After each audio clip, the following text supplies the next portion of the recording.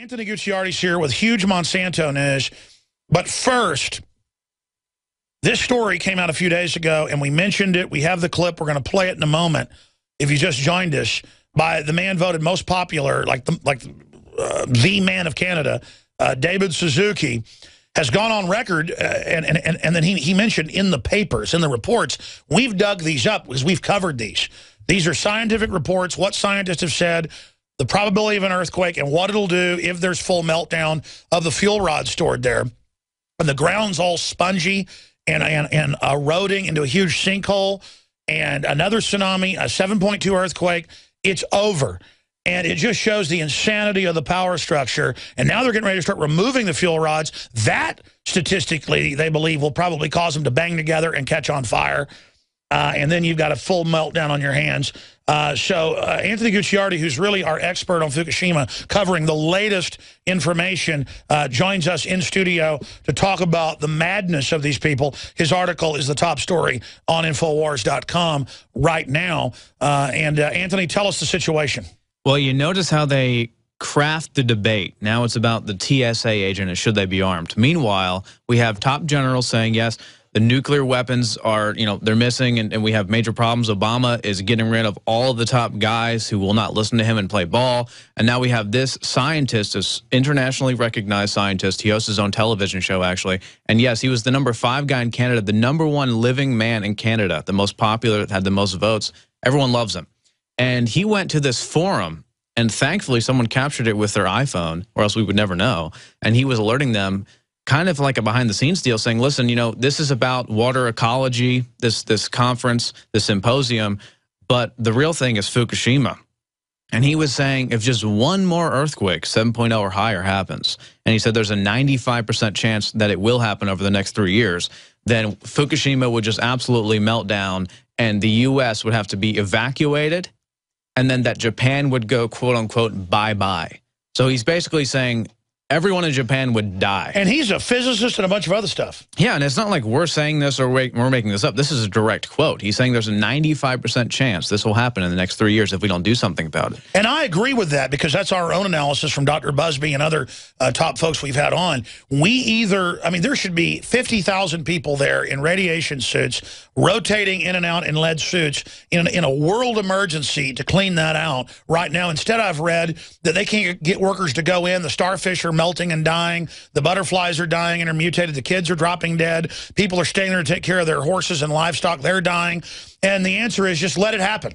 No, there's still plenty of people living in the Fukushima region. Well, Ann Coulter says they should be thankful. No, they should be. No, that whole idea is that if you have a little bit of radiation, you get immunized like a vaccine. But no, the concept here is that TEPCO is now going in. Are you racist against radiation? I'm absolutely racist against radiation. I don't want to take Ann Coulter radiation pills, but maybe we should start promoting that. So I think the key thing here is they call it the TEPCO Mafia now because they're just so bad at what they do. They're either incompetent or nefarious. No one really knows. I mean, they're taping things up with duct tape at this nuclear plant. It's on life support right now, and they're taping it up with duct tape. But what's going on is the United States is moving in with some scientists, some little guys to go maybe help with the Fukushima disaster that could potentially blow up and, he says cause the U.S. to evacuate. But they're going in and they're going to test the reactor 4, extracting some fuel rods because they said that one was actually not melted down. The other ones have volatile, toxic elements inside of them all. But the thing here, and there's 1,400 of them, if just 2 touch at all, they will blow up. And it could mean the entire explosion of the entire facility. Could just mean a massive amount of radiation leakage into the Pacific. Yeah, for folks that don't know, bombs are bad, but they dissipate and are cleaner when they detonate. There's less. I mean, you're talking about a small ball of it, that blows up a whole city. Yes, it's purified. This is just mass, ton upon ton, 6 reactors smoldering, half blown up, just hellish, and it's all sliding into the sea because they got to keep pumping water in on them to keep them from exploding. I mean, it's just a hellish situation. Well, they admitted. Well, actually, TEPCO didn't admit. First, they lied, and they said that it was just a bit of radiation. Then an independent study in Japan found it was 2.5 times the amount of radiation initially released, and that 70% of all the cesium and radioactive waste went into the Pacific Ocean on purpose. They said, just... By the way, I'm going to be honest. I mean, this is what I've said when I've talked about the nascent iodine that we've produced and we sell, because all the scientists and doctors say this is the best thing for protecting your thyroid. But that's not a silver bullet. The only thing I can do if this really blows up is I've got to go to the Southern Hemisphere. I guess I'll tell the crew, come with me if you want to go, and we're going to have to, like, try to, I mean, this is, like, unbelievable. This is unbelievable. And notice, it was the Canadian version of Huffington Post where I found this guy's video. It has 100-something thousand views now. We're publicizing it majorly. But this wasn't even in the mainstream press.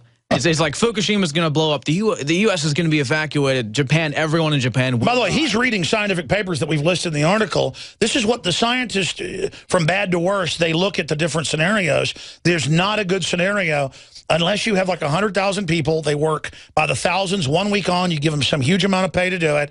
In lead suits, you go in an emergency situation, you extract everything out of there, but nobody wants it. So everybody passes the buck as the time bomb just ticks down. Well, this is the perfect psychology of these delusional people. That's it.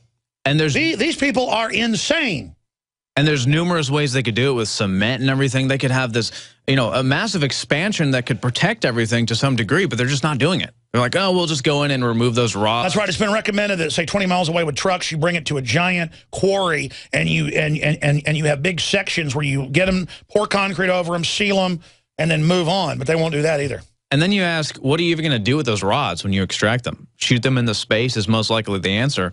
And then meanwhile, Obama's recommending we build all of these nuclear power plants in the United States along the coastline. I mean, this is just complete insanity, just complete and utter chaos, which I guess they want. Why? I mean, that's the joke from Dr. Busby, is that it's like an alien race is secretly running things, and they want higher radiation to live in, and they're terraforming us with radiation. I mean, that's the only plausible, and I'm not saying that. I'm saying it's that crazy. It's a fertility's going down, everything. Yeah, but I mean, it's madness. Where do these elites think they're going to live? Fukushima's not a problem. Oh no, it's brown bags. Brown bags. Yeah, I mean, radiation that could cause the U.S. evacuation is not a big deal to the mainstream media. It's nothing. I mean, that's not even worth mentioning besides in a little blog post on the Canadian version of Huffington Post. I mean, it's not even in the news. RT's reporting on it, but they report on all the Fukushima stuff. By the way, speaking of Fukushima, let's play the clip of award-winning scientist David Suzuki has gone on record in public. Top scientist, another Fukushima quake would mean U.S. evacuation on the West Coast. Bye-bye, Japan. That if, in fact, the fourth plant goes under an earthquake and those rods are exposed, it's bye-bye, Japan. And everybody on the west coast of North America should evacuate. Now, if that isn't terrifying, I don't know what is. And by the way, we've had Dr. Busby on. We've had other physicists on. This is a real possibility. No, there's no question. I mean, if there was another earthquake at the direct site of Fukushima, I mean, this is a top scientist who's researching this, and this was a water ecology symposium. In fact, what's the hydrology term they use where it's all spongy and it's all sinkholing? No, exactly. It's a form of erosion that happens. And basically... liquefaction. They've already destroyed the Pacific anyway. And there's so much toxic debris and contaminants in the Pacific Ocean that it's just swallowing the whole of Fukushima. And God forbid there is another earthquake. He says there's a 95% chance in the next 3 years there'll be one. But one thing we didn't even mention, by the way, I'm not even as concerned about the earthquake. I'm concerned about TEPCO going in with those 1,400 spent fuel rods and two of them coming together. I think there's a much bigger probability of that happening, and that's happening now this month. In 2 weeks, they're starting the test protocols for that. And we have someone quoted here speaking on that. Dr. Helen Caldecott says that two rods could touch each other in this process, which has been done before, and there could be a fission reaction and a very large release of radiation just from two rods. I have less faith in TEPCO than I do. I agree. Well, your article's up on Infowars.com. We'll continue to follow it. We're going to come back with military and police on the purge that's going on now confirmed. We'll give you the latest on that. 800-259-9231. 800-259-9231. And we'll get you up and on the air. Thank you, Anthony Gucciardi. Thank you. Now you can watch Alex Jones live at Infowars.com/show. You'll find links to all of our content there and a free 15-day trial for Prison Planet TV.